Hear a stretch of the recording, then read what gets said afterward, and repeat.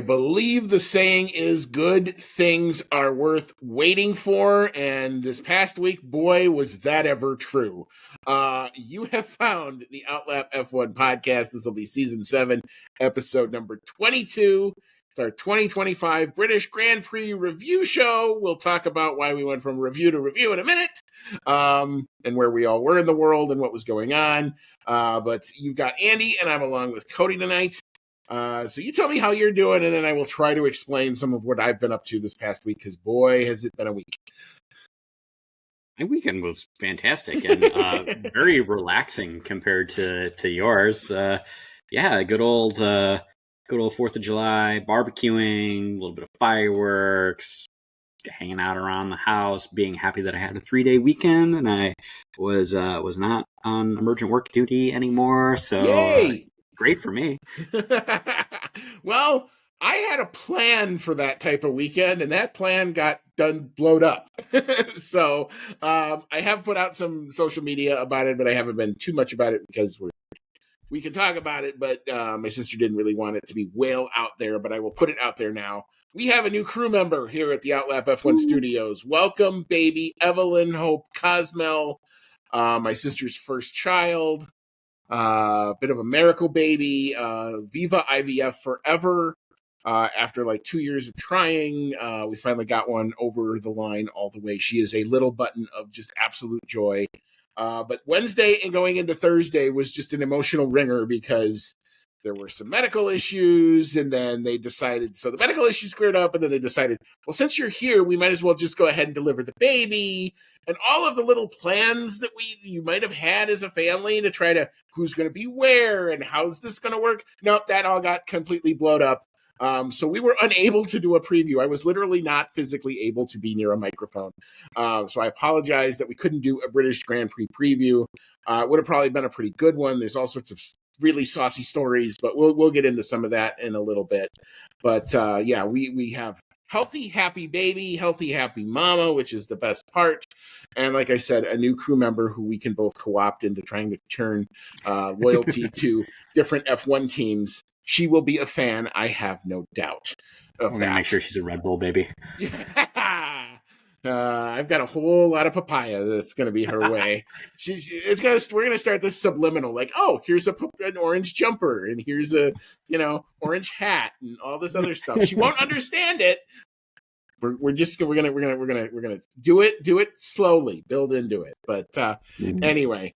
I'm very glad that all this is everybody's happy and healthy and all back home at the current moment. So if you have found our show, welcome along. You can find us when we are on social media, on X, on Blue Sky, on Instagram, on Discord, on Reddit, and of course here on YouTube at Outlap F1 Podcast is the handle for all that. If you enjoy what you're hearing and you like what you're seeing, you can do a solid click either the like or the subscribe button, or if you're on your favorite podcasting app, you can click the 5-star review. Would definitely help us come up a little bit better in search results. We would be most appreciative if you'd like to do that. You can email the show, outlapf1@gmail.com. We'll get your messages to us. Thank you so much for the continued support of the Outlap F1 Nation, specifically Dean Warwick, Yuri Dolchester, Paul Weaver, Quentin Warden, Kevin Kelly, Regan Stanzik, Timothy Brown, and of course, Jonathan Scott. If you'd like to become a member of that hashtag Outlap F1 Nation, get a shout out at the beginning of each show. We do have a monetary donation page. You are not obligated to do that at all. If you want to, you can click it. You can leave $1, $5, whatever you'd like to do. It all goes back into making the show better. It keeps our recording platform up to date, keeps our hardware and our software up to date as well. But you can see our link in our show notes for that. But now, with the particulars out of the way, we can actually focus in on Silverstone, and what a wet, wild, and crazy Silverstone it turned out to be. We shall start with our headlines of the day. Cody, what you got here?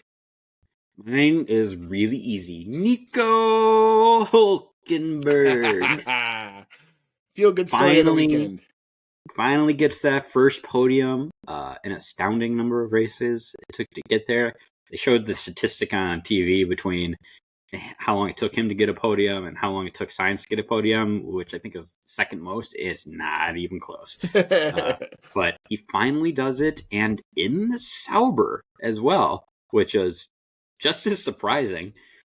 made it work, had to hold off Lewis Hamilton at some points in that race. And I'm sure Lewis was hungry for that podium too, because this race breaks his streak of podiums at the British Grand Prix, which has lasted something crazy, like 10, 12 years, 14 years, something nuts like that. So he had to work for it, but he got it.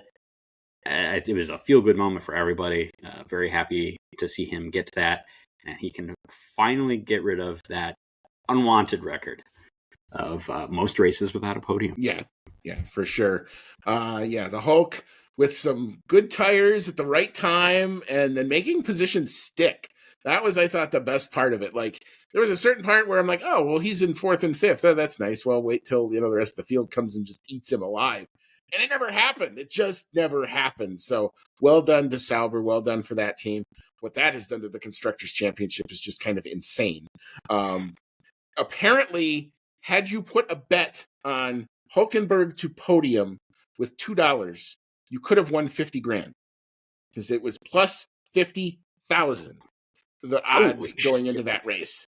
So could you just imagine, like, $4 is 100 grand. So there you go. Kind of crazy. But anyway, my headline of the day is what a week, what a weekend. I feel kind of bad overshadowing my favorite driver finally winning the one he's wanted for his whole life, which was a moment. But I truly didn't think this would be the one where we got rid of one of the most ignominious records in all the sport. So again, Nico Hulkenberg kind of will dominate a lot of the conversation. But there will be stuff to talk about at the front because there were championship implications to this race. There was FIA stuff to talk about we're going to get into. And so, a fascinating qualifying versus a fascinating race and how cars were making lap times around Silverstone all weekend. All right. Of course, I haven't set this up yet. So let me find my little sound. Let me see if we can actually turn it on.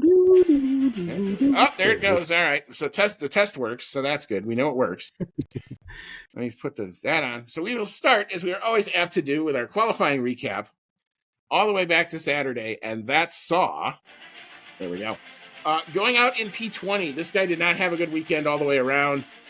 Franco Colapinto in the Alpine. It looks like the timer is beginning to tick for him in that seat as well. Ouch. P19 was Nico Hulkenberg. His weekend would definitely get a lot better after Saturday, that's for sure. Lance Stroll was P18. His weekend would get better too. We'll explain why.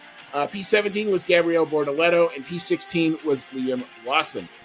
Going through to Q2, but going no farther. P15 saw Esteban Ocon. P14, Alex Albon. P13 was Isaac Hadjar, and P12, Yuki Tsunoda. Just missing out on the Q3 shootout. P11 was Carlos Sainz. The top 10 from 10 to 1. P10 was Pierre Gasly. Solid qualifying performance in the Alpine there. P9, Fernando Alonso. Yet another Q3 appearance for the Aston Martin. Those updates are definitely working. P8. We wouldn't be talking about this guy potentially having a great weekend too, if not for his red flag kind of problem. Ali Behrman qualified P8, but got a 10-place penalty, and the FIA basically threw the book at this kid for a red flag infringement. We'll talk about that. P7 was Kimi Antonelli. P6 was Charles Leclerc. P5, good qualifying form-ish. They looked a lot better in practice. We didn't really know where the pace went in Q3, but Lewis Hamilton comes home in P5 in qualifying. P4 was George Russell in the Mercedes. Mercedes looking better, at least in the cooler temperatures. P3, homeboy Lando Norris only able to get P3, out-qualified by his teammate in P2. And Cody, we're going to talk about how he managed to do this. Max Verstappen does it again. Take out the downforce, let the guy drive, and watch him just wrangle that car around the track. An unbelievable qualifying lap. Max Verstappen on the pole with a 1:24.892. All right. Cody, big thoughts here in the qualifying. I assume you want to start with Max. Yeah, and no matter how much I try to get the hope out of me that, Max is going to win the championship this year, it's not going to happen.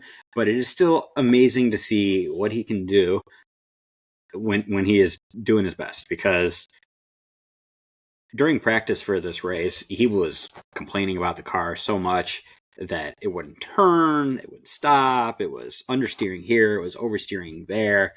And everything that he was saying from practice indicated like, man, this is going to be a really rough weekend. And it just cracks me up that the team's solution to that the car wouldn't handle was like, all right, we're gonna take off as much rear wing as we can. We're gonna make your car we're gonna take off as much drag as we possibly can from your car to give it as much straight line speed as we can. It's gonna feel like driving on ice in the turns, but you're Max Verstappen. See what you can do with it. And the fact that he took that and managed to turn it into a pole to me was pretty amazing. And he did have a little bit of help getting there because fortunately for him, neither Oscar Piastri nor Lando Norris nor Lewis Hamilton, who was also in the mix for a minute there for pole, none of them were able to completely put together a spotless final qualifying lap. And that allowed Max to sneak in there and take it. Now, they were even saying this on the commentary during qualifying that, Max got pole, his success during the race could be kind of spotty, and it really hinged on a dry race because it was supposed to rain in the morning and then dry out in time for the race. And as we're going to get to in a minute, that didn't end up happening. So by the time we got to Sunday morning, all of my good feeling about his pole position was pretty much gone because if it was like driving on ice before in the wet, it was really going to be awful. But for a minute there on Saturday, I had hope. Yeah, I mean, it really was. They literally trimmed that car. It looked like something you would see in Monza. If you look at the rear wing and you look at just compare his rear wing to like Hamilton's rear wing. The Hamilton rear wing, is sticking up and you could clearly see all of the HP, as ugly as they are on that Ferrari logos on his rear wing. You could not read Oracle on Max Verstappen's rear wing. Why? Because it was so far down. You saw Oracle. And that was about as far as you could go. But it was an amazing from Friday where you're right. He was not a happy bunny at all in that car, to putting together the sim work, to coming up with, well, it was like what they did in Japan, but more. Where it's like, we're just going to take more off because we've got all these long straights. And damn if it didn't work. His second sector, I thought was going to be that was the defining moment because he was always going to get the McLarens, even on Friday, even when he hated the setup. He was still besting the McLarens in the first sector. And then on Saturday, the way that it was working for most of it, McLarens were better in the second sector, and then they were really good in the final sector, obviously with their lack of tire wear, that was helping them.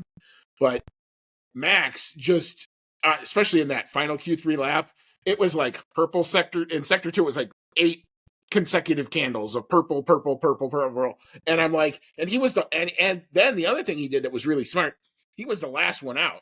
So he was the last, everybody else set the time. He knew what the carrot was, and he could, all he had to do was drive to that. So even if there was something more in it, he didn't really have to.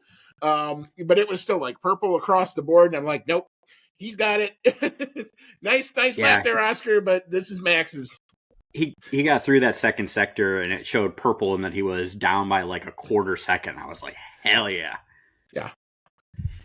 And Piastri made a mistake going into the last turn on his final qualifying. So his first flyer was the one that ends up counting. Lando made just a tiny little error. But it was, this was, believe it or not, where we saw the super thin margins throughout practice and throughout qualifying. What we thought we were going to see more in Austria that we just didn't. But this was all very, very tight all the way up. It could have been one of any 6 drivers. You could have, between the Ferraris, between Russell representing well, the 2 McLarens, and Max, it could have been any one of them. And Max bested all of them in the quality setup. In the dry that was Saturday, that changed a little bit. Well, let's talk about some other stuff before we go into Sunday. Got to talk a little bit about Ollie Behrman, which would have been my star of qualifying, just as a P8 in qualifying for a rookie here. It's a great effort. However, it was not to be because the one thing you don't do to the FIA is futz around with a red flag. And when you attack the pit lane and then you spin your car out and wreck your car in the pit lane, that doesn't look good. The FIA didn't like that at all. They slapped him. They slapped him big time. 10 place grid penalty and 4 penalty points Oh on the my God, license. really? I didn't know that. Yes, sir. They threw the little book of sporting regs at that poor guy. So that meant that he was going to be in the back, unfortunately. Other standouts, I would say for me, I thought Gasly's qualifying was very, very good considering Alpine objectively is still pretty much the slowest car now. Early struggles for Kick Sauber. Their days would definitely improve. We will talk about how all that happened. But yeah, I thought that was kind of my standouts for me. Was Behrman would have been a great story, but not to me. All right, so we will now turn to that Sunday, and I had gotten up early because I hadn't slept much all weekend, so why not one more day of no sleep? And I was watching the F3 race, and it started out, it was wet, and it was kind of to be expected. And then I watched the F2 race, and the F3 race doesn't even make it to the end. The biblical rain comes, and it doesn't make it to the end. And then I watched the F2 race, and amazingly, I still think American Jack Crawford has the win, despite the fact that all the commentators thought he was going to get it stripped away. I don't think they've ever taken it away due to the virtual safety car thing that he had going for him. But watch the F2 race, and that's in the wet. But then it kind of did dry, and that's kind of what we thought the forecast was going to be until we got to the recon laps, and then another wave of water came and doused the track a third time. So now we knew we were going to have a wet start for sure. And the other part of it was, yeah, it's Great Britain in the summer. What happens? It rains, the clouds go away, the sun comes out, but that doesn't mean you're done with the rain because there's usually another cell behind it, and that's what was kind of happening. So if you were just looking at the sky, you thought maybe you were out of it, but not to be. Several rounds, or one big round of rain, which did stop the race for a minute, basically meant it was going to be wet all the way until basically the end. And then Max Verstappen and his little tiny rear wing probably didn't have a really good chance there, although he was game for it. He fought it right off the line, but that's not where we'll start. We will start with our back markers, and if you were a rookie in this race, it kind of reminded me of Australia all over again, where it was like the rain made these guys all look like youngins again. Franco Colapinto didn't even start, so he wrecked in qualifying, and they had to put the whole car together. They used all sorts of new parts. The technical delegates report is like 4 pages long. The one thing they didn't change, the gearbox. What fails? The gearbox. He gets a dreaded did not start. He couldn't get the car out of second gear after the recon lap, so he never even makes it to the grid. So not classified. P20 is where Franco Colapinto ended up. P19 was Liam Lawson. He also did not make it past the first lap, wrecking out on lap 1. He gets the dreaded DNF. Gabby Bortoletto DNFs after 3 laps after they got going. Isaac Hadjar DNF after 17 laps. Although that was, and Kimi Antonelli DNFs, but that wasn't his fault because Isaac Hadjar literally ran into the back of Antonelli because it was raining so hard you literally couldn't see the lights, despite the fact that there were 3 of them. I've seen the onboard. I feel bad for Hadjar. No fault of anybody there. That was just, I couldn't see, and I got you. But the last classified finisher is Yuki Tsunoda. That is becoming a pattern we're seeing. P14, not necessarily expecting to see him down here, especially given the practice form, but Charles Leclerc did not have a good time in the wet weather, and neither did Esteban Ocon in the Haas. He only manages to come home in P13. Cody, big thoughts on all of the wrecks? Rookies being rookies, and the weather just didn't really pan out, and then thoughts on Leclerc and maybe Ocon? It was definitely a bit of a messy race for the rookies. A lot of incidents pretty early on. Liam Lawson didn't make it very far in. Like you said, Kimi Antonelli and Isaac Hadjar had it coming together, so they didn't make it very far in. Franco Colapinto's career is starting to look more and more on the line because it's on life support at this point. Yeah, from my understanding too, the issues that he had with his car at the beginning of the race may have partially been caused by him. They haven't come out and said that. Interesting. Necessarily. But I guess there was some language from the team that indicated that he may have made some sort of mistake. It may have led to his car not being able to start the race. So if that is the case, that looks even worse for him. I'm not going to throw him out just yet.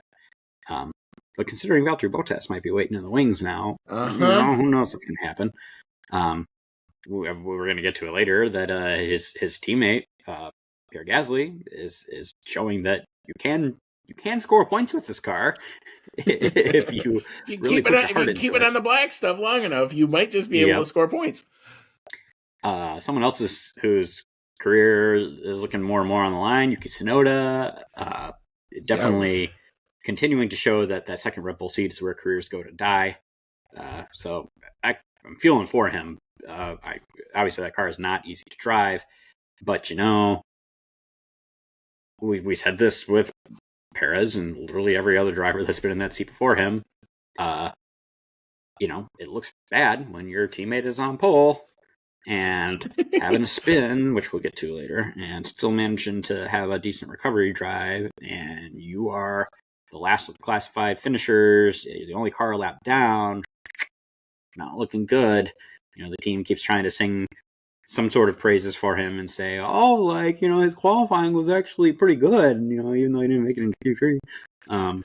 So it's not looking good. And then lastly, Charles Leclerc definitely didn't have things go his way either. He did have some fun passes during the race, some very daring passes up the inside where he kind of almost shoving people out of the way, doing the Max Verstappen, where it's like, look, I'm here, I'm passing you, and you either have to open the steering or I'm going to hit you, which I thought was pretty fun from him, but could not convert into a points finish. Yeah, and Esteban Ocon and his teammate literally doing parallel spins, which was kind of a thing too. So a tough day for Haas. Some odd strategies, because I think it was I know Bortoletto was one of the early ones. There were a few drivers, George Russell was one of them, who on the first lap, because it had rained and then we had about a half an hour, thought it was dry enough. Now, it probably was in Sector 1, and it probably was in Sector 2. And if you didn't get your car all the way to Sector 3, it was literally a different racetrack. The amount of water that was on Sector 3, before coming on, I watched the radio recap that F1 puts on, and you're listening to Russell and Antonelli and and Lawson's radio and Bortoletto, and they're like, yeah, it's dry in Sector 1 and Sector 2. You get to Sector 3 and Piastri's like, it's full fucking wet, guys. We can't come in. No way. And so you see the difference. Experiments that didn't work. And then these guys are on now slick tires and trying to make it work on a way too wet racetrack, and it made them look very inexperienced. You were seeing a lot of yellow flag on the timing, and then yellow flag converted to safety car, even though the track was trying to dry itself out until the next wave of water hit. And then it got kind of biblical there for a minute, causing yet another safety car, two in rapid succession, one caused by the weather, one caused by the Hajar wreck, which looked pretty bad, actually. It wasn't. Yeah, it was the Hajar wreck. Yeah, the Hajar one looked pretty bad. Yeah, where he's in the corner there. That one looked pretty bad. The good news is everybody walks away, so we're not talking about any lingering injuries here. But he takes out himself and then Antonelli's diffuser. Antonelli went on for a few laps, couldn't make it work, and then had to retire the car himself. So the rookies in the wet, definitely looking like rookies for sure. All right, so we will move into the midfield, and we'll just kind of combine the midfield and the podium probably because, well, that's usually how this kind of works out. But P12 ended up being Carlos Sainz. P11 recovering from his penalty that had him starting somewhere in Dorchester County in England was Ollie Behrman in the Haas, but no points for him. P10, Somebody explained to me why all the Mercedes were just obsessed with running dry tires on a wet racetrack. Did not understand it. George Russell did it not only once, but twice. And none of them worked out for him. In fact, the second time he said it was wetter than the first time. So I get trying to be the guy to make the jump. Yeah, George, bad call there. And some of that was just on you in the car. But he manages to come home in P10. At least he scores a point. P9, Fernando Alonso, always a warrior in the wet and changeable conditions. So good to see the Aston Martin looking well. P8 was Alex Albon in the Williams. Hey, Williams finishes. Both cars finished. They didn't overheat. They dedicated their entire first practice to, we don't care about the lap time. We're running a race simulation. We're finding out why our car goes boom. They didn't really find out why their car goes boom, but they got it to where they cooled it enough to where it could at least get through this race distance. So Albon comes home in the points for them. These now become your surprises. P7 was Lance Stroll in the Aston Martin. That's right, I said Lance Stroll, the guy who sometimes doesn't give a crap, but put him in tricky, changeable conditions. He did this in Turkey where he got the pole, and he's just like, this is his niche. It's the strangest thing ever. Why he can't do it in the dry, I don't get it, but making the soft tire call work and coming home in P7. Solid points for Aston Martin here. P6, Pierre Gasly in one of the worst cars on the grid, taking advantage of the conditions, scoring points, bringing it home for Alpine there. P5, we will talk about why he is here, starting on pole, but only manages to finish P5. Not a bad day for Max Verstappen. I thought he had some good battles there late to come back up through the field. As the track got drier, that car got better. P4, just missing out on that podium, was Lewis Hamilton in the Ferrari. Ferrari getting absolutely torched on social media. I don't get it, but this was one of, I thought, their better weekends just overall. So all the Lewis fans, it's okay. I still think they're working on it. I think they're actually coming better. But P3, the story of the day for sure. 239 races, and the streak ends. Nico Hülkenberg, the guy 3 years ago was a pundit on Austrian and German television. He was doing the Jensen Button. He's holding a mic, and now he's a podium scorer in Formula One in the Kick Sauber. Rachel Fleming has had to been doing backflips. We will get to her comments later. That was who I thought of. I'm like, Rachel's got to be going nuts right now. Nico Hülkenberg comes home on the podium. What a great moment. It's one of the reasons why you watch, for sure. P2, we will talk about the two McLaren battle that ended up ensuing and what happened with the safety car. Oscar Piastri comes home P2, but it is homeboy who comes home, starts P3, ends P1. Lando Norris, this is now 2 in a row in the same season. Interesting times. Championship gets a lot closer, but he brings it home in P1 to score his maiden British Grand Prix victory. And now the championship gets a lot closer. Cody, big thoughts here. Wherever you want to start, it's up to you. There is a lot to choose from. Yes. I guess I'm going to start with the beginning of the race. Yeah. So race starts. As you said, it is wet, at least significantly in the third sector. We saw from the beginning of the race a lot of going off the racing line to cool off your tires in the first two sectors, and then a lot of spray in the third sector. Max Verstappen manages to hold the lead off the line and manages to hold that for a little while until the tires started to wear down. And then it really started to look like he was on ice. He was that whole time pretty under pressure from Oscar Piastri. But as the tires got more worn out, they got even worse for him. There was a few turns there where he was still in the lead, where he was very clearly fighting the car. He, was like sliding through the turns, like drift style, which was, cool to see on TV.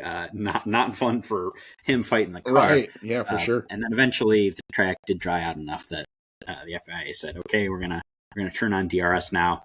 And at that point, he was a sitting duck. He had no grip left.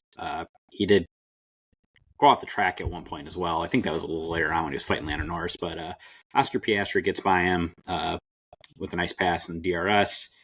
A little bit later, Max goes off the track.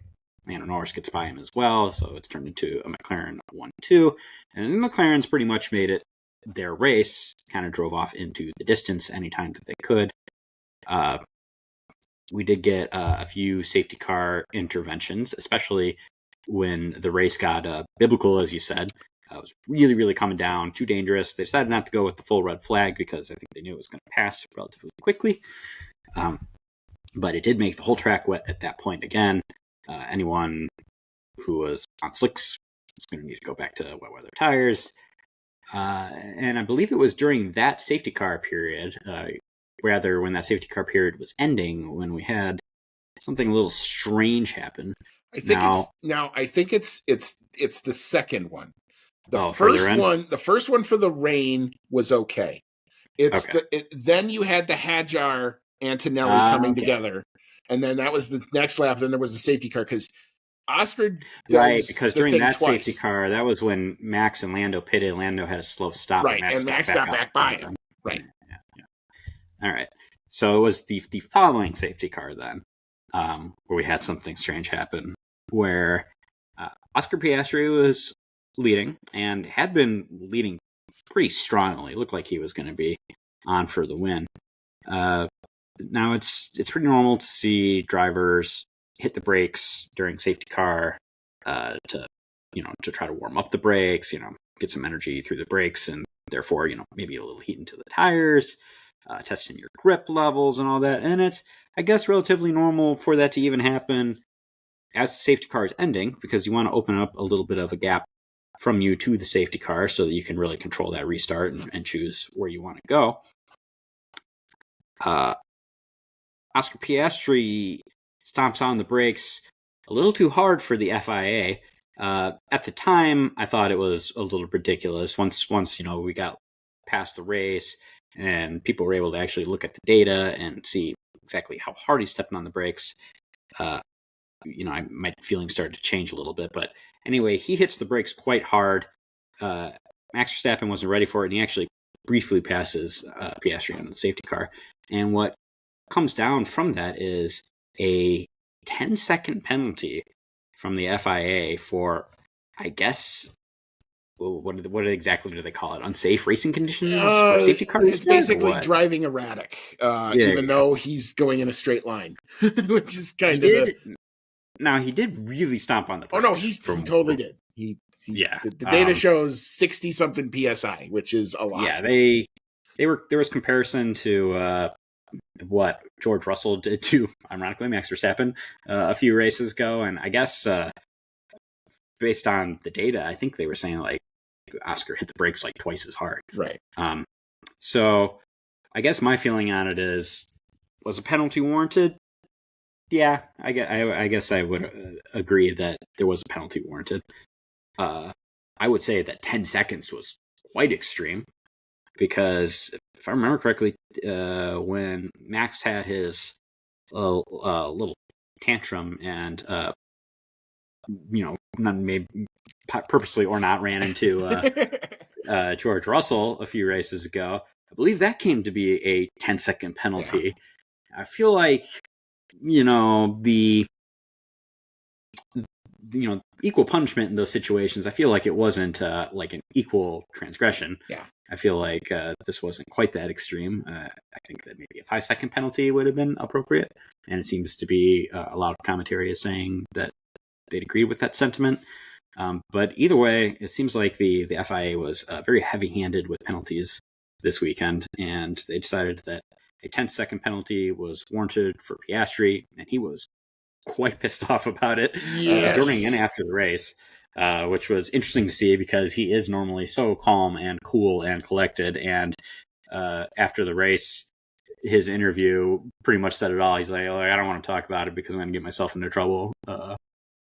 And, he didn't think he deserved it. And I think that's fair. I think, like I said, penalty, sure. 10 seconds, too much. Yeah, I mean, I'm kind of in the exact same boat because they didn't do anything with the first one. Like, he basically did the same thing, and the only difference is Max Verstappen was farther back and was able to not make it it wasn't as obvious of a thing, and the timing doesn't change. It's not, like, on camera. And so Piastri, in his mind, did the same thing. Now, the mitigating circumstance that I thought, the only thing that was really different between what he did the first time and what he did the second time, is the call to put the safety car in comes, now it's early enough in the lap to where you can do it. The FIA is fine to do it. I'm not saying the FIA should have done another lap beyond the safety car. They didn't have to there. But it came rather late. It came literally as Oscar's starting the maneuver. Because you can hear on this radio, because I watched it back on his onboard, and you hear, as he's braking, safety car in this lap. So he's already trying to do just the Delta thing. And it's one of those situations that once you call safety car in this lap, there's a whole other set of regulations that come in as to what you can and can't do. So from Oscar's perspective, he didn't do anything differently than he had done the time before, and the time before never got investigated, noted, or anything. The difference here is where they were on the track. They were at the end of, I think, the hanger straight when he does the break, and it does look pretty bad because Max has to jink to the right to go around him. The timing changed. So everybody now, if you're a steward, watch this weird, okay, what happened there? Even if you weren't paying attention, you saw the timing change. And even Lando gets right up to the back of Oscar's diffuser, and it's like, what just happened? But then they all got it back together. Like they reshuffled, they put Max in P2, and Oscar goes. And I don't believe that any of that caused the Verstappen spin, what's kind of wrecked Max's podium chances at that point. But it definitely was one of those, like, all of the causes, and now the fact that it's getting looked at probably didn't work in Oscar's favor. So I get why they now had to investigate it. I get why they had to give a penalty. I do agree that he probably didn't have to do it as hard as he did. And he probably should get a penalty. I thought it was going to be like 5 seconds. Okay, fine. They'll serve it, and that'll be it. And that's kind of what that kind of infringement really should be, in my opinion. Like it didn't affect anything. Nobody got horribly aggrieved. Should he do it again? No. Now you set the precedent. Don't do this. Do it less, and you'll be fine. Okay. But 10 seconds for that felt like, wow, okay. I could see why he was pissed off about it. I understood that. I understand why McLaren's pissed off about it. And what it basically does is that's what took the victory away, because Lando was close enough throughout the rest of the running, kept it within about 4 or 5 seconds when Oscar boxes to eventually the track dries out, and when the slick tires are coming out, Oscar boxes, he has to serve it. Now, the pace that both him and Lando had was crazy. They opened up like a 35-second gap on everybody else. So they were not going to lose P2. They pretty much figured that much out. But it does cost Oscar the chance at the win. He did kind of come on the radio, and I thought this was just, well, you had to try, asking the team, well, if you think this is unfair, can we flip around and then race from there? And the team kind of said, yeah, no. I would have said, yeah, no, too, to that. What do you do if you're the team in that position? Like you've got the Lando? 1-2 still. You can't, and it's Lando's home race, and it's not like Lando gave Piastri the penalty. Right. He just happens to be the happy benefactor in the situation. You're not gonna come on the radio to Lando and say, "Hey, you're on course to win your home Grand Prix. By the way, we think your teammate deserves it more." That wasn't going to happen at all. If you thought the Hungary shitstorm that team had to go through last year was bad, could you imagine what they would have done here with 5 Lando Norris grandstands at Silverstone? Yeah, they would have had Zach Brown going out on, he would have been crucified. Not well. It would not have gone well. Let's put it that way. They would have needed security to get everybody out of there. So it wasn't going to fly. I think Oscar knew that, but he just tried to put it out there just to, to say it. But yeah, I mean, I agree with you. I think it was a penalty. I thought 5 seconds was what they should have done. That, like I said, sets the precedent, tells everybody, okay, knock off all this weird safety car stuff. And I think it was kind of wrong place, wrong time for Oscar, simply because you see the George Russell one and nothing happened there. And it's George and Max. And I don't think Oscar was trying to do it to screw with, maybe he was trying to do it to screw with people, but he was not trying to do it. He wasn't trying to wreck anybody from it. And what ended up happening was in my view, they sorted themselves out and they restarted the race and everything was okay. But I do get it. You shouldn't break that hard. I thought he didn't have, the only thing that annoyed me about it was like, he didn't have to do that. Like, why are you even trying to play that game? You were in a car Mhm. that in the wet conditions on the intermediates was 13 seconds up on Verstappen. You don't have to futz with it. You don't. I love this and I hate this. I love the fact that Oscar has the I'm going to step on your throat mentality and I'm going to take every advantage that I can. But you didn't have to right there. Your car was plenty quick. It was proven. There was no way Max in that little tiny rear wing of his was going to be able to hang with you in those conditions once it opened up again. You were fine. You could have let Max warm up his tires threefold. It wasn't going to matter. That's the critique I have on that. But again, I'm with you. 5 seconds and I'd have been good. So that does end up allowing Lando to take the win here, which was I'm sure very popular with the fans, and well deserved, for his part. I think had the Oscar Piastri penalty not happened, Piastri probably gets the win. But as I said, sometimes you get lucky. Lando got lucky in this case. He gets his home win, the one he's always wanted, as you said, which is fantastic for him. Also, like you said, though, it did get, ironically, a bit overshadowed by Nico Hulkenberg finally getting that podium. Definitely the benefactor of tire strategy and timing with the race, like with safety cars and the like. But he had to fight for it, and he made it work. He passed Lance Stroll on track to get into the podium position, and then you got Lewis Hamilton in Ferrari, breathing down his neck. Who Lewis clearly wants to impress his British fans. He is the most successful driver at this track. He's got 9 wins here. Like he's got a straight named after him, and he's not even retired yet. Yep, he's got a crazy long string of podiums here. He doesn't want to lose that. And watching that happen, like he was before Hulkenberg got around Stroll, because Stroll was on older tires and was kind of holding them up. Lewis was starting to catch up to Nico, and I kind of had that sinking feeling. Yeah. I was like, man, like he's going to get around Stroll, and he's going to have it like be this close, but it's going to be another one of those like you missed it by that much because Lewis is in the faster car and he wants it. He's going to take that podium. It just never materialized, though. Lewis just didn't have the pace to make it happen, and that was more impressive than anything else to me. I think is that he was able to hold off Lewis Hamilton, who was in a much better car by 5 seconds. But not just by, it wasn't like Lewis was like breathing down in DRS or something. It held at like 6.5 seconds for like 5 laps. And I'm like, this is going to happen. Like when I was with you, I'm like, when Lewis gets around Stroll, I'm like, yeah, Nico's going to make it to the line. He's going to die within sight of his podium because Lewis is just going to eat him alive here. And it was like, well, this has been fun. And P4 is really good. And Sauber is going to still need to feel really good about this. But God, really? And no, not today. Nico said no more. And I don't know what he was doing in that car, or they were giving him all sorts of instructions and modes and whatever fun engine mode he had. I'm sure they gave to him. At least I sure as hell hope so, because when are you ever going to be in that position again? So kudos, man. The celebration afterwards was just amazing. Fun as hell to watch.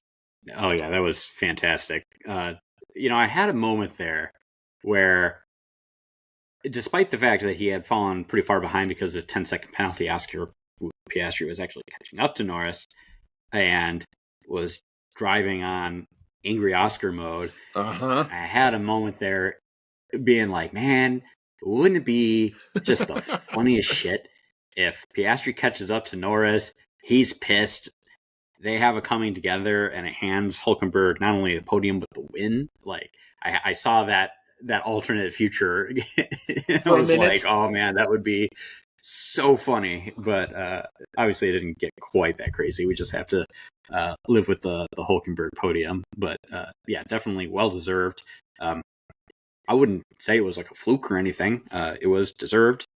He had luck on his side for sure, but he had to make it work. No, I mean, the strategy thing that he does, which it turns out to be brilliant as it turned out to be. It was like literally the antithesis of what George Russell tried to do. George Russell was trying to time getting onto the slicks in the first stint when, it was just sector 3 that was wet. So they ran like 5-6 laps, and then he came in.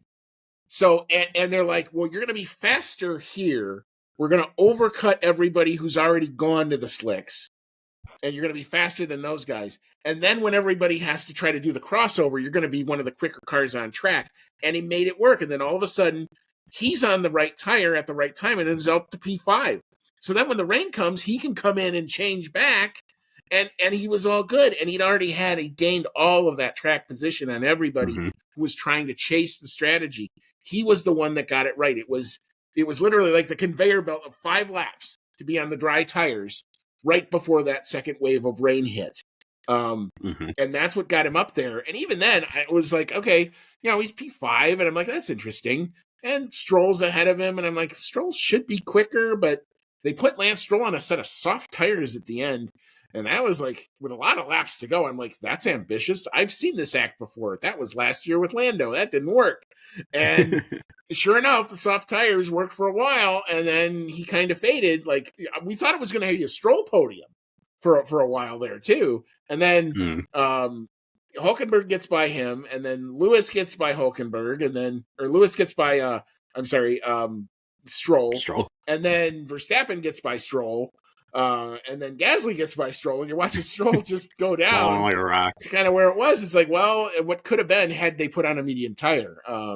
Maybe what could have been there. But again, the guys who got the strategy right, I would say, for the most part, it was Stroll, it was Gasly, and it was Hulkenberg, who just nailed it out of the ballpark. And that's why he's on the podium. I mean, but even so, the dry stint, he had to have pace. They had enough pace in that car with all the updates and all the stuff and all the work they put into it. Jonathan Wheatley has made a marked difference in that team. He's only been on the job 2 months. What are they going to do by the end of this season? I mean, when we get to the points where they are in the constructors, it's game changing for those guys. This is the kind of race that, remember, like Alpine double podium in Brazil last year. That's how much this changes the entire dynamic of the midfield and the lower midfield to the end of this season. Unbelievable. Yeah, definitely a day of feel-good moments between the Norris win and the Hulkenberg podium. Well, you were talking about that was good strategy. George Russell, definitely not nailing strategy. One thing that stuck out to me on that was, so the second time when they were going to slicks, Fernando Alonso comes in, tries to jump the gun and go onto the slicks, and he comes out having a real hard time. And they were saying on the commentary that he was like 8 seconds a lap slower on the slicks than the people who were still on the intermediates. Now, at that point, Russell had already come on the radio and said, I think I want to switch over to slicks. And I believe the team was like, yeah, we don't think it's there yet. And he ends up coming in for the slicks anyway, after Alonso was struggling. And then, lo and behold, continues to struggle as well. Still didn't wait long enough. And yeah, I can definitely understand that if you time the switch just right in changeable conditions like we found in this race, like, you can look like a hero, and it can, completely change your fortunes in the race. But yeah, they were getting a little too trigger happy on the slicks. Yeah, I mean, for sure. I mean, I didn't get the call at the beginning, and then when I watched like the radio recap, it's like, oh, that was Russell that made the call. The team didn't make the call. I was going to blame the team for that, because I'm like, boy, they seemed really like obsessive about trying to get off of those intermediate tires. No, that was Russell who was obsessive about getting off of those intermediate tires. So I don't know if he just didn't like how the wets felt for him, but he was way, way, way too early both times. Like, the first time it was kind of funny, but at least he kind of recovered. The second time it was like, and then he goes out and he says, it's wetter than it was before. I'm like, well, duh. Like, you're the one out there, dude. What did you think was going to happen? But okay. I loved that radio message. It's wetter than it was before. It's like, George, it's not raining anymore. It's not wetter than it was last lap. Like, he just kind of had a little bit of egg on his face there. One last little update. I don't know if you saw the video. I've seen a bunch of Instagram memes about it already, but Lando's feel-good moment turned into a bit of moment of pain for him, actually, in the post-race celebration. he tried to go do the climbing the wall and maybe doing the crowd surf thing. Yeah, that didn't go so well. So one of his security guards, so at Silverstone, to prevent people from trying to stay along too long after they left, they put all these black barriers that would roll down and kind of block the view of the pit lane. So, this way the people who are actually in the pit lane can pack up and try to leave. But there was a whole ton of people obviously waiting to see if Lando was going to do climb the fence type deal. He starts to do that, and somebody's peeling off one of these black barriers, and he kind of sort of got hit right in the nose. So his nose, man, it just takes a beating. and like my thought was like Lando's kind of a klutz anyway, but he didn't need any help. But this was not his fault. He was waiting back, and the guy in front of him, when they pulled this thing, it caved more than they thought it was going to, and he's lucky he actually didn't get hit in the eye, because that actually could have been a problem. But he did come out later on in the fan stage. He's got a bandage on his nose. He's got maybe a couple stitches. He's none the worse for wear from what I can tell. But I'm sure it's a scar that will have a memory with it for Lando forever. He's already got scars on his nose from well, that was from when he was in Ibiza, and Lord only knows what the hell happened when he was in Ibiza. Yeah, so this was actually caught on camera. It was right in the middle of, like, Ted was doing his recap notebook and everything. They're trying to do the interviews and have the feel-good moment, the victory photo and all that stuff. Lando goes to try to get on the fence to hold the trophy up and never had that moment. So, yeah, that was the only bad part for Lando. That was kind of it. But other than that, the seas parted, but he was there to pounce on the Piastri mistake. It's one of the first times we've really seen a Piastri mistake, and now the championship gets a lot closer. But we're going to Spa, and like I was telling Cody in the pre-show stuff, Spa is Lando kryptonite. Pissed off Piastri is going to be a thing. Lando's going to have a target on his back, I think, the entire Spa weekend for sure. So this is where we're going to find out. He's really a championship contender, and if he can get it done there, this thing is on, and it's on like you were not going to believe, especially just because the points are going to get that close going into the summer break. So there is a lot to happen right going on with the rest of this season. But yeah, that is the British Grand Prix kind of wrapped up. A nice long first segment for us, but we are going to take a break. We'll re-rack. We'll tell you what this did to the points. The driver's standings are where we thought we were ever going to see them, especially in the lower part of the top 10. The constructor standings are all crazy. Everything after P5 went nuts. So come on back. We'll recap it. We'll then open it up to your thoughts on what you saw this weekend. We will have Rachel Fleming's reaction to her Sauber watch, as always. That will be a thing. Yeah, we'll talk. We'll hand out some awards. We didn't do predictions because we had a new addition to the crew this week, so we won't do those. But anyway, we'll do all the rest of it. So come on back; you won't want to miss it.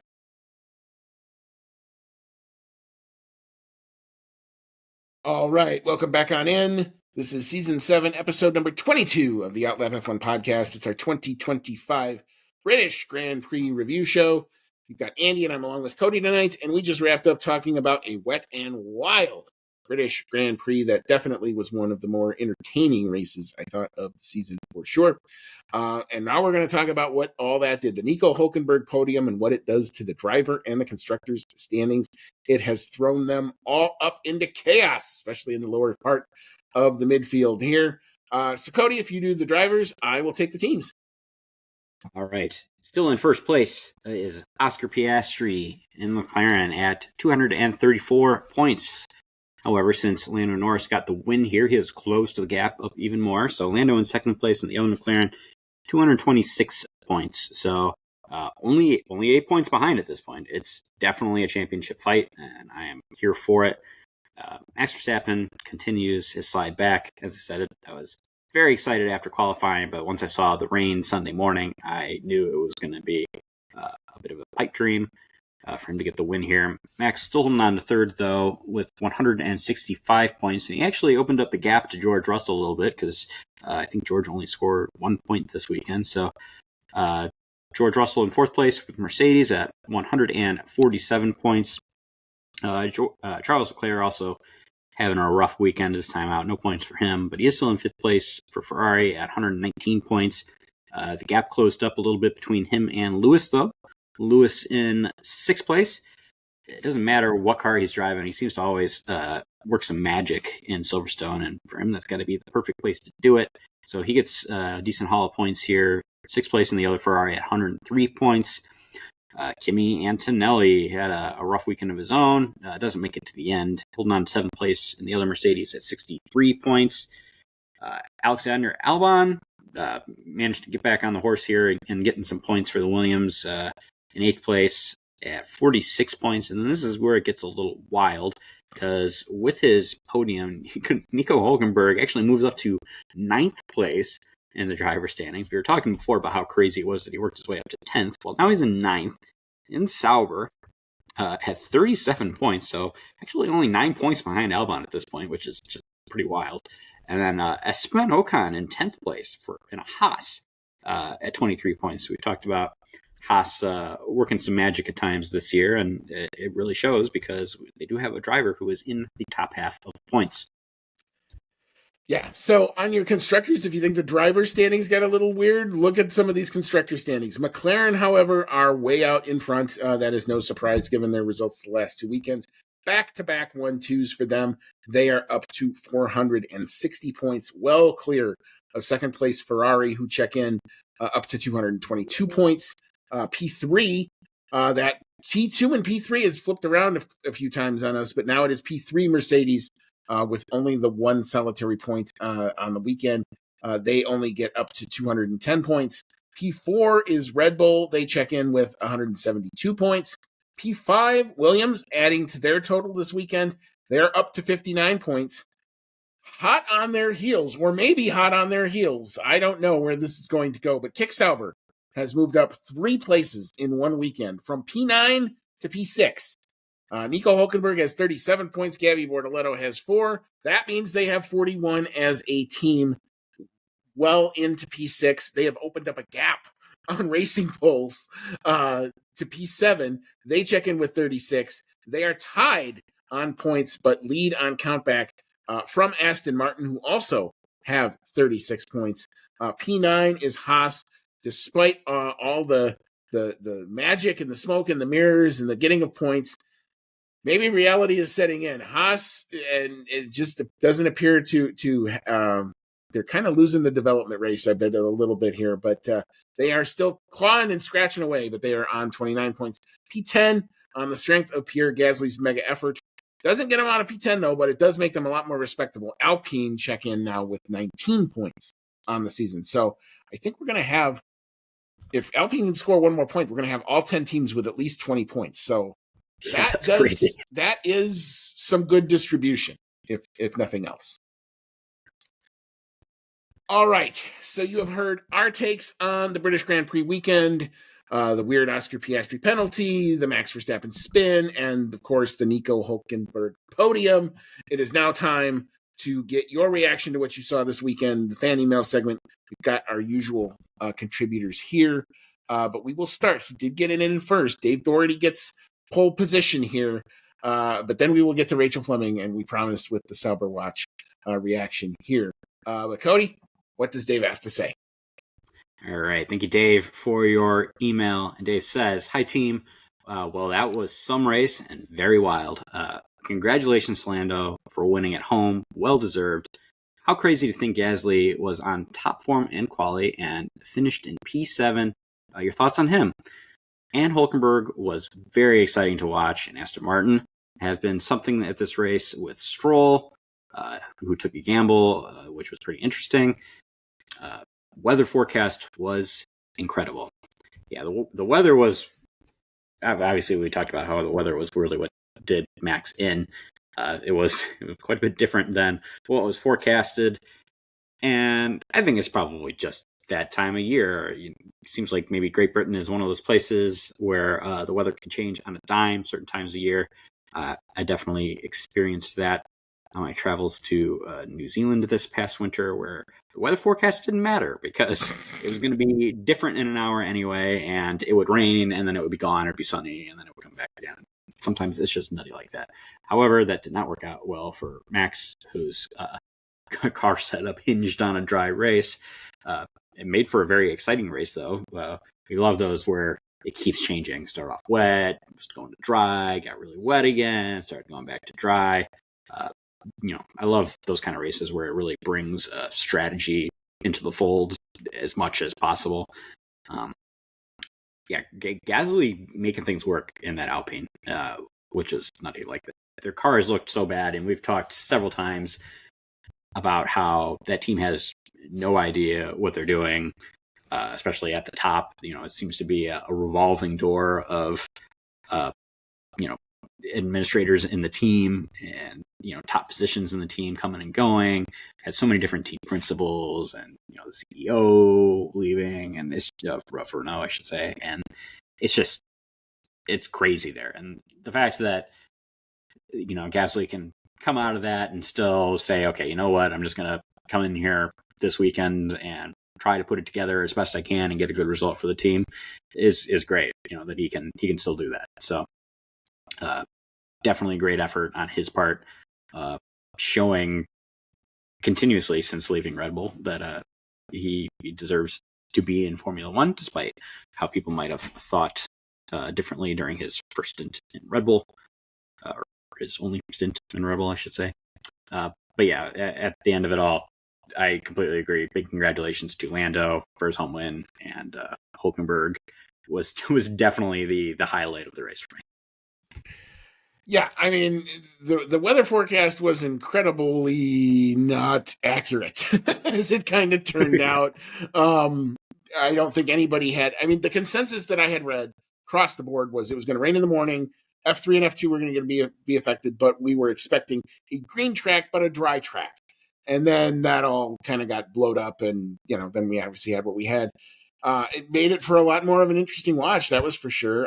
Every corner had a danger to it, right up to the end, where even watching Lando's onboard, even though he's out in front, even though he's on the right tire, there was such a thin racing line to where like his right front would be skidding across the water, and you'd watch the water just spin off that tire, and you're like, dude, you could slow down just a bit. It's a little, I don't want to see you go around here and throw it away. But luckily, none of that ever ended up happening. As far as pure Gasly goes, yeah, I mean, doing yeoman's work for that team, and that team needs him to score and to put something positive together. So they are in a restructuring craziness right now. So where it's all going to kind of fall out for them is yet to kind of be seen. If they can hire, like I said before, it's going to come down to, do they get the right people in there? If they can, there's good parts to that team. There's definitely some good components to it. There are people who are smart, and you hope that can kind of turn the team around. Colapinto just confuses the hell out of me. He was so good in the Williams last year, which wasn't a great car either, and he's just so bad here. And maybe the Alpine second seat is just as bad as the Red Bull second seat. Who knows? Yeah, I was gonna say he's not exactly got good stuff to work with. Right. So I'm not like damning him, but it's just weird that you don't see, all of the flashpoints have been negative since he's come back. But yeah, I mean, Nico Hulkenberg, you can thank Jonathan Wheatley for whatever he's done in those couple months. Him and Mattia Binotto have put their heads together and have figured some stuff out, and have at least gotten that car to the point where it's drivable and that they can do stuff with it, and give them a wet, crazy kind of changeable condition race, and here you go. And that's a guy who's definitely got the experience, but I never, ever thought we would ever break that duck for that poor guy. I felt so bad when he came back. I'm like, oh man, that means we're going to have the podium streak, and he's in cars that aren't going to be contending near the front. But again, hell, I'm glad I was wrong. I'm happy. I'm ecstatic to be wrong on that one. So it was a great thing to see. The gamble paid off. I thought Lance Stroll and Hulkenberg did the right first stint tire strategy for sure.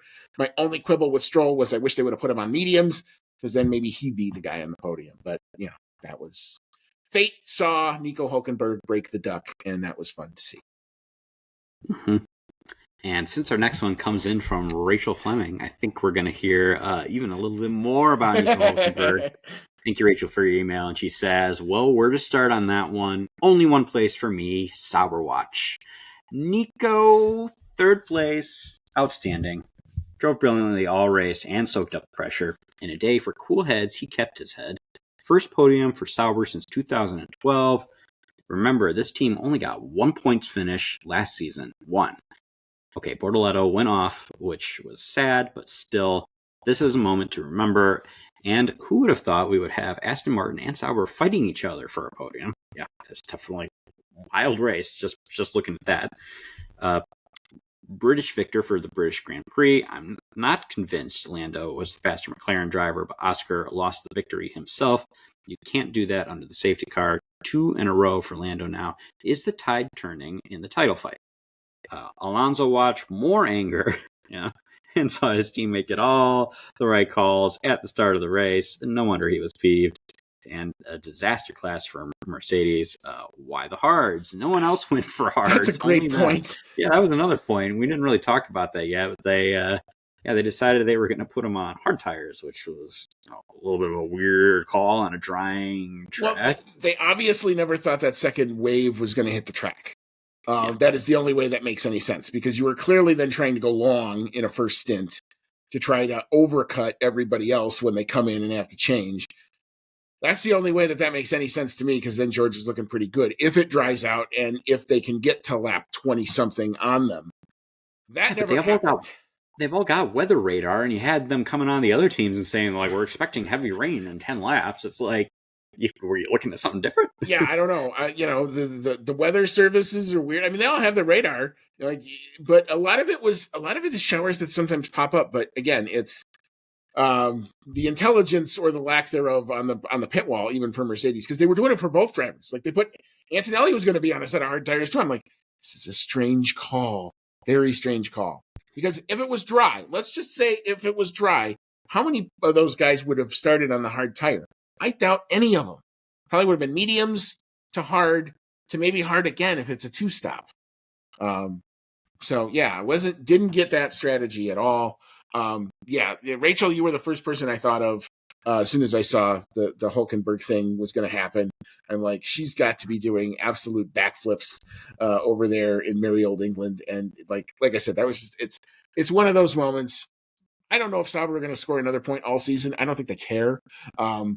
I love I texted this to Cody. I said, there was a Sauber pit crew who had to probably look up, oh my God, what is the post-race procedure? Because it comes out in an FIA document. And how many times do they probably get that book and all those stuff and flip through and go, yeah, this doesn't apply to us. We're just going to go to Park Fermé and be done. So, somebody had to look it up and probably tell him, oh, by the way, this is where you go.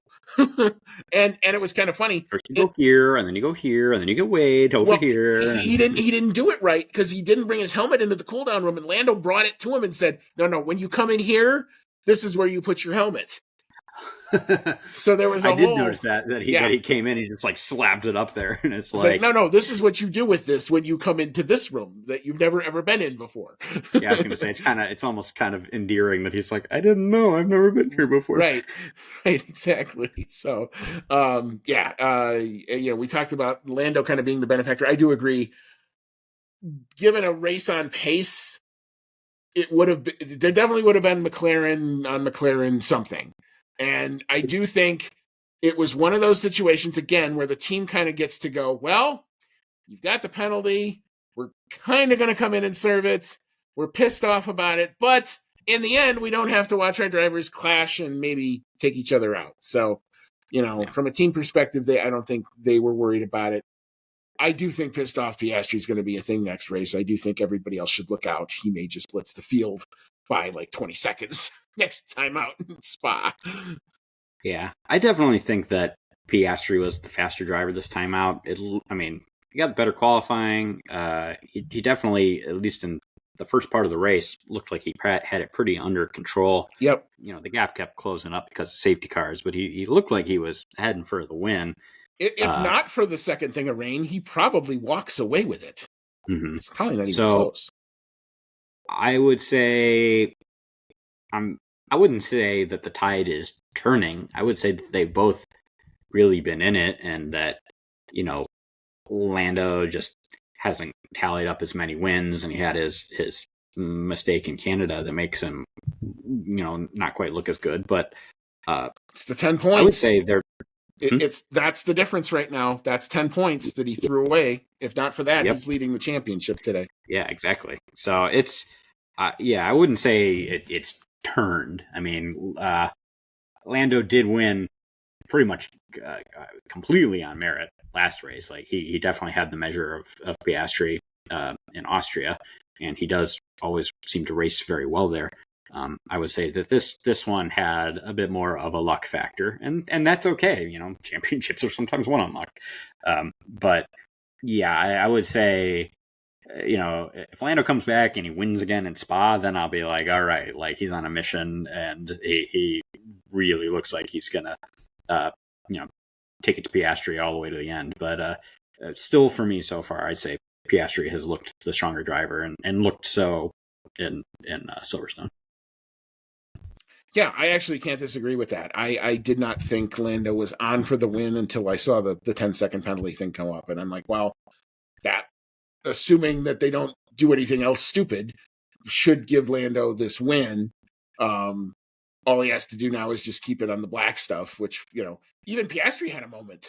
Like right when he was trying to do the whole, can you make us maybe do this flip thing? He had a moment on the slicks where he goes off, and he's lucky he didn't spin either. So it was dangerous all the way up until the end. So nothing was given there. But yeah, I mean, we'll see. I mean, obviously the points get a lot tighter. My big litmus test is going to be the next one, because Lando has not had good luck at Spa. Oscar has had some good luck at Spa. He's had the P2 in the sprints when they were there. He's had some good qualifying efforts. Bad things have happened to Lando there. He had that one horrific crash, which I think that was always the moment that changed his driving style from fearless to a lot more conservative, was that moment. Because that'll rattle you a crash like that. And how could it not? Like, I think about that and I go, and how could it not? But he doesn't have that fearless thing that Oscar has, that I'm just going to hang this sucker on the outside and you're either going to wreck or we're both going to wreck, and it's fine because he hasn't been bitten yet. But yeah, and he's had that, and he's had trouble at the start last year. He's had the first race, I think he was there, he was on for a really nice P5, and that was it's broken and the engine dies on the last lap or the second to last lap or something like that. So it's been a place of pain for them. And it's been a place of domination for Max Verstappen and for people, for all of the rest of the competition. And I think, if it's dry, watch Verstappen, watch the Ferraris, because they're really good in the high speed, and Spa's got lots of high speed. Yeah, and don't forget that Mercedes were on for a 1-2 here, or in Spa last year before qualification. So worn off his tires enough, they had a 1-2 last year, and they won the race. Let's not forget it. Lewis Hamilton actually gets the win for that one. Yeah, I just love how in all the highlight packages they still show George Russell celebrating. I'm like, guys, technically he wasn't even there. Yeah, it was a nutty one. But do what you do. All right. Thank you, Rachel, for your email. Our last one comes in from the Formula. Thank you, Mr. Formula. And he says, what a banger of a race. Nico. My little guy named Nico loves that result. I'm sure he does. And so happy for Hulk. I must admit, I was being irrational after Canada when I said Lando's championship hopes are gone. Glad to see it is staying super tight at the top of the standings. Also, I wish they would use battery charge percent graphic much more than they do. Seeing that in the Hamilton and Gasly battle was awesome. So was the colored racing line overlay showing the lines each driver was choosing to take. There's so much more room for more immersive graphics like that that I feel F1 is seriously missing out on.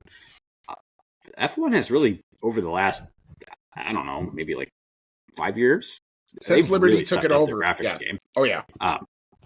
My favorite, I think I've said this before, my favorite is the camera where it's like right next to the nose and it's showing like, like the track, like just like above the wing, and it's got like the little graphics with how fast they're going and all that, like right in front of the wing.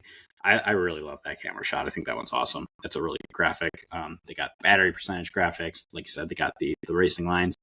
I'm sure they just kind of probably have maybe a bit of a hard time figuring out where they're going to slot all that in, because you don't want to overload it with graphics. Right. Sometimes you just want to watch it with the timing and, watch cars going around the track. So they have to probably find the right time and place to slot that in. And we give Formula One a lot of flack when they miss certain on track things. And there was actually one this race where even oh man, I forget what the announcer's name is, but they were in a replay, and he was even coming over like, hey, like, yeah, this is a great replay, but this thing is happening on track right now, and we should really get back to that, which I thought was hilarious.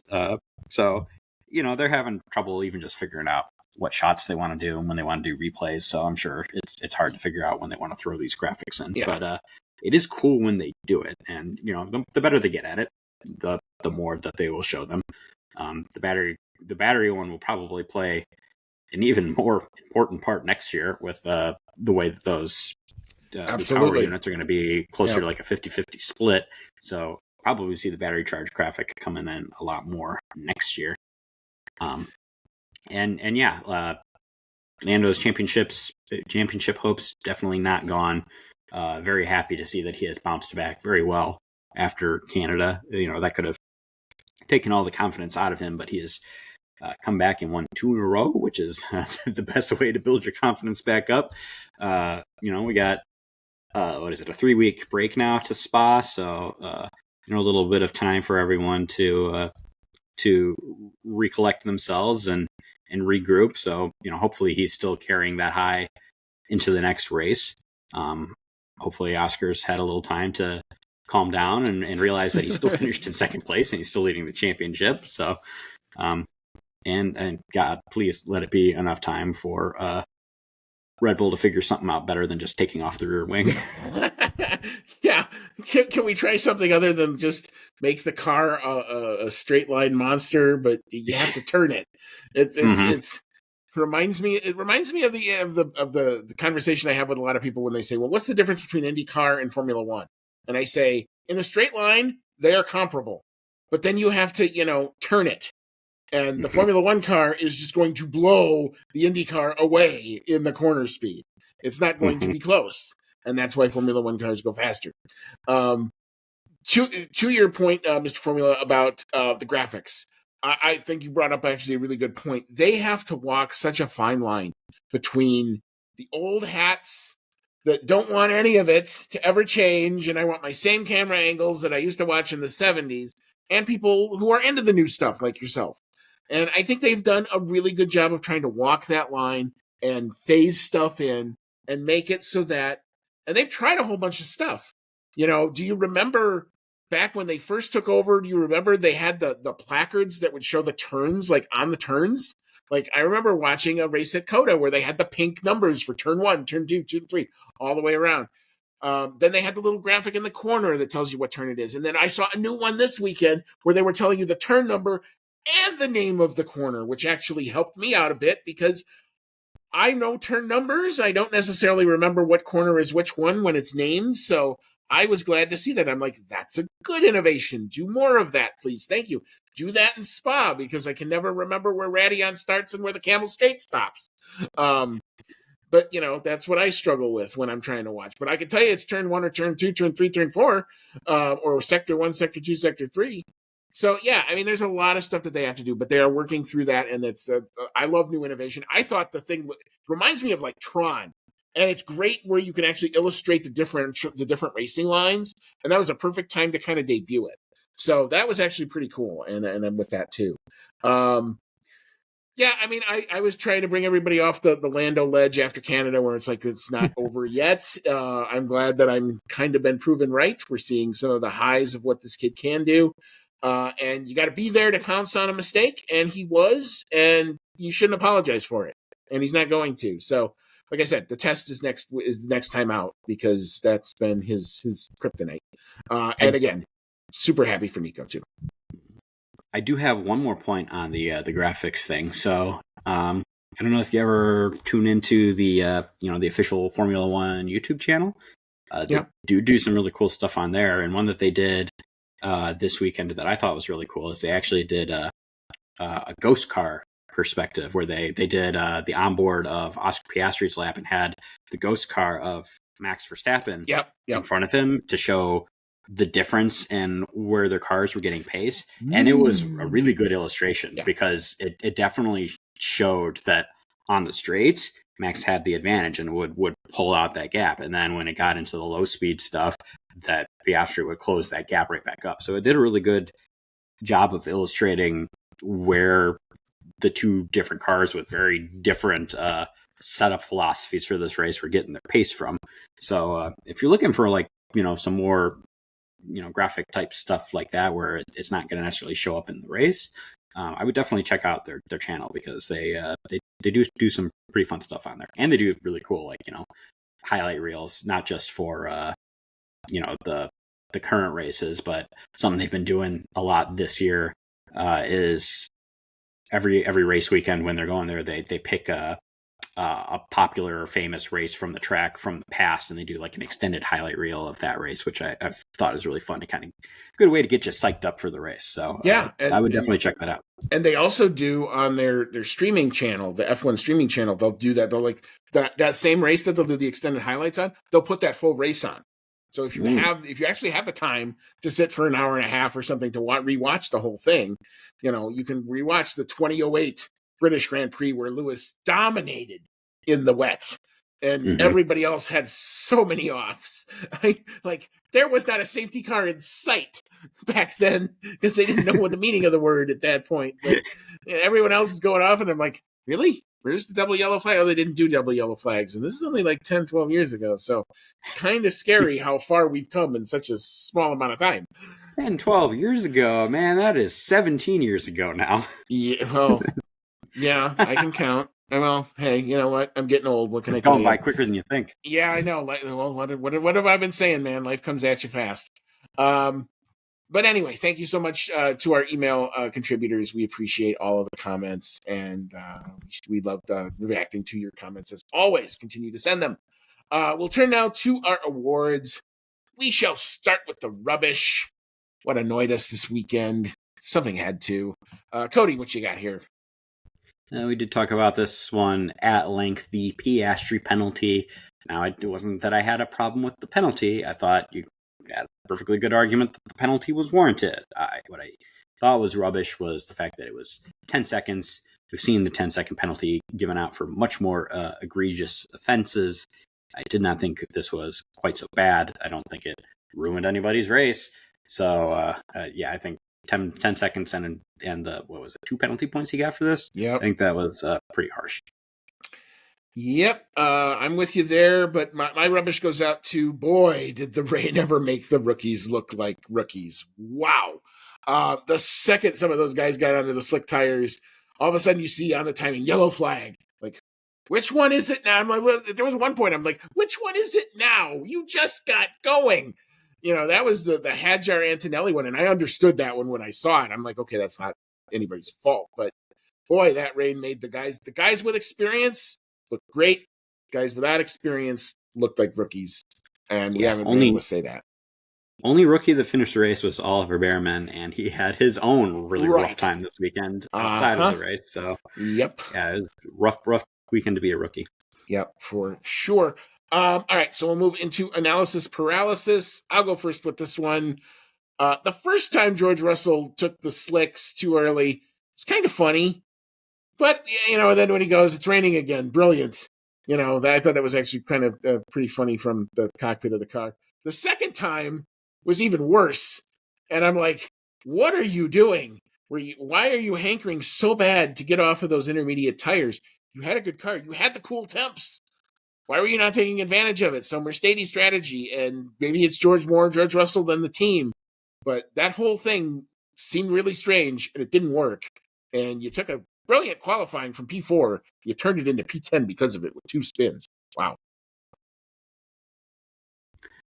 My analysis paralysis is pretty much in agreement with you. The commentator said that Alonso was 8 seconds a lap slower when he made the switch to slicks, and George Russell looked at that and said, "Yeah, I'll have some." So, definitely need to have a little more patience with that switch. If you make the call right, sure, you're a hero. But if you make it wrong, you'll look pretty foolish. And I think that is the reason why Russell comes out of this race with only 1 point to show for it. Yep, agree completely there. Move into our dark horse of the day.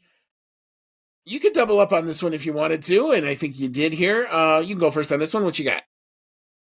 I got to say that seeing a Sauber on the podium, Nico Hulkenberg, is the darkest of horses. If you told me it was going to happen here, I wouldn't have believed it. As you said before, you could have been a very wealthy man had you placed a bet on it. Yeah, no kidding. Or woman, very wealthy human being. And that to me is enough to show that no one was expecting this, because you could have made your $50K on a $2 bet. Yeah, when you think you know this sport, you don't know this sport. This sport will give it. And again, I keep saying this all the time. The sport gives it to you when you least expect it. I did not have Nico Hulkenberg anywhere near a podium, and that's why it was a great thing to see. But I'm going to give my dark horse to Pierre Gasly, because Alpine needs some love. They haven't had a whole lot to feel good about. Pierre Gasly is trying to make the best out of that situation. Solid again this weekend, making the qualifying form stick. That was impressive to see. So he gets my dark horse. But when we move to driver of the day, this one is easy. When it is 239 freaking races before you get to sip some champagne, sir, this one's easy. Nico Hulkenberg. Congratulations, man. I still can't believe this guy was still holding a microphone 3 years ago. And not only did he keep in shape, not only did he go back to cars that were really tough to drive, not only did he sign with a deal that a lot of people looked at and went, he's going there? That doesn't make sense. He's basically going there to mentor Gabby Bortoletto? That doesn't make sense. But you hire the right people and you put people in the right places, and look what you can do. Jonathan Wheatley is a dude in this sport. Don't let anybody forget that. And that's the cornerstone of the turnaround, and great strategy call. I don't know who came up with the strategy call, but whoever that should get a medal. And if it's Nico from the car, he deserves all of the praise. Congratulations, Nico Hulkenberg, my easy driver of the day. Yeah, and I am 100% in agreement. I'm doubling up my dark horse and my driver of the day. They're both the Hulk.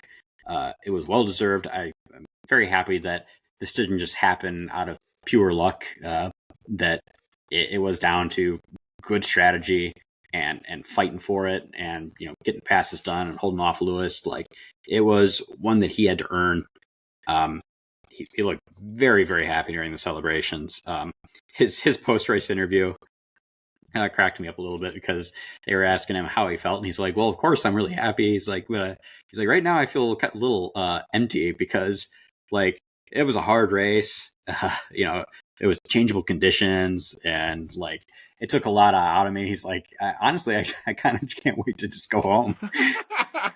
which I thought was really funny. You think this guy's been wanting this for his pretty much his whole career in Formula One, at least to get on the podium at least once, if not win a race. And now that he's got there, like, yeah, he loved it, but now it's like, okay, like, time to take a break. Well-deserved break. Yeah, I think the closest one that he had before was when he was leading in 2012. I'm trying to think of the close calls he's had a couple of them. I think that one was in Brazil. He was leading the race for a little while and then had a spin. And then him and Lewis Hamilton came together. It was race. Hamilton's last race in McLaren. They came together, and that I think they wrecked each other. So that was, I think that was one of his closer ones. But I know he's had some other kind of close calls, but I did not clearly see this coming. I thought the other cool thing that happened, as much as these teams compete and fight and scratch and claw against each other, when a moment like this happens, they all kind of come together, because Sauber only had 2 bottles of champagne in their entire compound. So Mercedes, McLaren, Ferrari, and basically like 4 other teams all kicked in bottles of champagne. It was literally like a coming together of different bottles of champagne so that they could, their whole team could celebrate. So that was pretty cool to see. So, good moments there amongst the competitors. And I don't think anybody was unhappy with Hulk on the podium there. We would normally talk about predictions, but my sister's baby timer going off meant we're not going to do that, because we didn't get a chance to do it. But we are very happy, as always, to have a new member on the team. Evelyn, we are glad you are here. And we're looking forward to co-opting you into different F1 team allegiances as you grow up. Watch her be a fucking Ferrari fan. Yeah, I know. Oh, she likes the red car. Oh boy. Well, then we're just going to tell you. Then get ready for some pain because I hope you like frustration and pain. But whatever. Anyway, watch out for next year. Maybe I'm eating my words. I could very easily be eating my words next year. That's for sure. But we're going to take a break after this race. We've got a couple weeks of no F1. I think there's an IndyCar doubleheader in Iowa, and then there's some other stuff going on for sure. So there will be racing in our lives. It just won't be Formula One. We've got a couple weeks before our next race, but that next race is in Spa. It's a great track. We always love going there. We'll see what that does to the championship and a whole lot of other things. Max Verstappen usually likes that track too. So, Cody, you got hope there for sure. Any final thoughts before we take a couple weeks off? A couple here. First of all, Spa is my favorite track. It doesn't always make for the most exciting race, but it is a really cool track. It's a classic. More than anything, it's just really fun to watch the cars go around there because, they go through that Radian Eau Rouge turn going up the hill, and it's just like perfect Formula One in my eyes. So definitely looking forward to that one. Looking forward to Max having a chance. And the other thing is, I'll leave you with a little bit of trivia that might sting Andy just a little bit. We were talking about that 2012 Brazilian Grand Prix where Nico Hülkenberg had a shot at a podium that was not to be. You remember who won that race? Jenson Button. Yeah, that was Jenson Button for McLaren, and that was the last McLaren win until Daniel Ricciardo. Yep, until 2021. 12 years between sips. I remember that. Yes, I remember that. It was a lot of bad Honda engine memories. But those are long in the past. They have come a long way since then. That is very true. So, we will see where this championship takes us. So for Cody, it's been Andy. Like I said, been a hell of a week. We're going to only continue to ride this roller coaster, dang it. So for all of us here, thank you very much for sticking with us. And as always, may all your laps be fast.